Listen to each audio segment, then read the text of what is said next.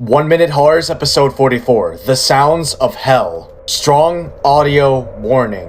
The year is 1970. In the midst of the Cold War, scientists of the Soviet Union wanted to drill as far down as possible into the Earth's surface to know more about our planet's crust. The area chosen was the Murmansk Oblast, an extreme northwest area of Russia, about 13 miles or 20 kilometers from the border of Norway. Drilling began on May 24th. In over 2 decades, the Russians managed to dig more than 7.5 miles or 12 kilometers down into the Earth, until their drill rotated and hit a cavern. Named the Kola Super Deep Borehole because it geographically was located at Russia's Kola Peninsula, this is the deepest artificial point on Earth. The scientists were also curious on what it sounds like down there, so they lowered a heat-tolerant microphone far into the hole. The temperatures reached up to 2,000 degrees Fahrenheit, or 1,100 degrees Celsius, and they only got about 19 seconds of audio before the microphone swiftly melted. But it was 19 seconds of purely horrifying audio, the pure sounds of hell.